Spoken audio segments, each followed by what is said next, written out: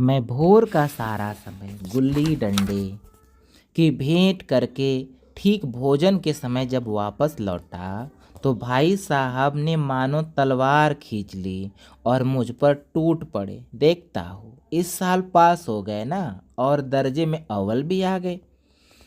तो तुम्हें दिमाग हो गया होगा, तुमको तो यही लगता है। मगर भाईजान, घमंड तो बड़ों बड़ों का नहीं रहा, तुम्हारी क्या औकात है। इतिहास में रावण का हाल तो पढ़ा ही होगा। उसके चरित्र से तुमने कौन सा उपदेश पा लिया है, या बस यूं ही पढ़ गए। महज इम्तिहान पास कर लेना कोई बड़ी चीज नहीं होती। असल चीज क्या होती है पता है तुमको? बुद्धि का विकास हो जाना। जो कुछ पढ़ो उसका अभिप्राय समझ में आना चाहिए, उसे समझो। रावण भूमंडल का स्वामी था, पता है? ऐसे राजाओं को चक्रवर्ती कहते थे। आजकल अंग्रेजों के राज्य का विस्तार बहुत बढ़ गया है, पर इन्हें चक्रवर्ती नहीं कह सकते हो। संसार के अनेक राष्ट्र अंग्रेजों का आधिपत्य स्वीकार नहीं करते, बिल्कुल स्वाधीन है। रावण चक्रवर्ती राजा था, संसार के सभी महीप उसे कर देते थे। बड़े बड़े देवता उसकी गुलामी करते थे। आग और पानी के देवता भी उसके दास बने हुए थे। मगर उसका अंत क्या हुआ? घमंड ने उसका नामो निशान तक मिटा कर रख दिया, समझे? कोई उसे एक चुल्लू पानी तक देने वाला नहीं बचा है। आदमी और जो कुकर्म चाहे करे, पर अभिमान नहीं करना चाहिए, इतराना नहीं चाहिए। अभिमान किया और दीन दुनिया दोनों से शैतान का हाल भी पढ़ा ही होगा। उसे यह अभिमान हुआ था कि ईश्वर का उससे बड़ा सच्चा भक्त कोई है ही नहीं। अंत में यह हुआ कि स्वर्ग से नरक में ढकेल दिया गया। शाही रोम ने भी एक बार अहंकार किया था, भीख मांग मांग कर मर गया बेचारा। तुमने तो अभी केवल एक दर्जा ही पास किया है, और अभी से तुम्हारा सिर फिर गया।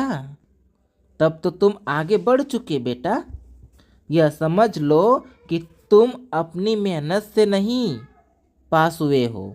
अंधे के हाथ बटेर लग गई है, मगर बटेर केवल एक बार हाथ लग सकती है, बार बार नहीं लग सकती।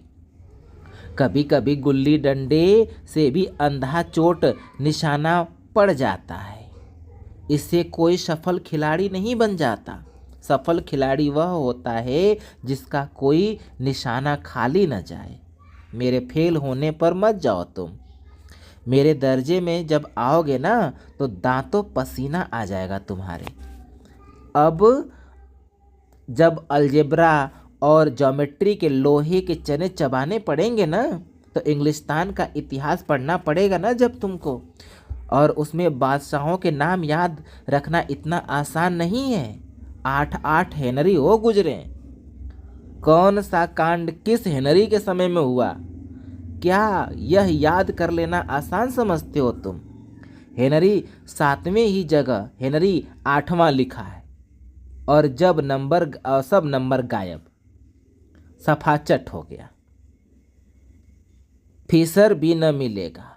फिशर भी हो किस ख्याल में तुम?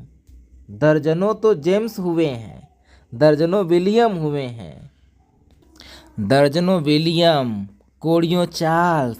दिमाग चकरा जाता है, समझे? आंधी रोग हो जाता है। इन अभागों को नाम भी नहीं मिलता था। एक नाम के पीछे 2 यम, चाहारम, पंचम लगाते चले गए। मुझसे पूछ लिया होता, 10-12 नाम तो मैं ही बता देता इन सबको। और ज्योमेट्री तो बस खुदा ही पनाह दे। अ ब ज की जगह अ ज ब लिखा और सारे नंबर कट गए। कोई इन निर्दयियों मुत्तइयों से नहीं पूछता कि आखिर अ ब ज और अ ज ब में क्या फर्क है, और व्यर्थ की बात के लिए क्यों छात्रों का खून करते हो। दाल भात रोटी या भात दाल रोटी खाई, इसमें क्या अंतर है?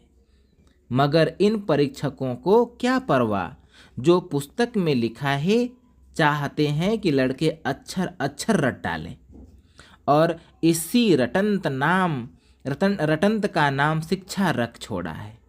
और आखिर इन बेसिर पैर की बातों के रटने से क्या फायदा। इस रेखा पर वह लंबा गिरा दो तो आधार लंब और दुना होगा।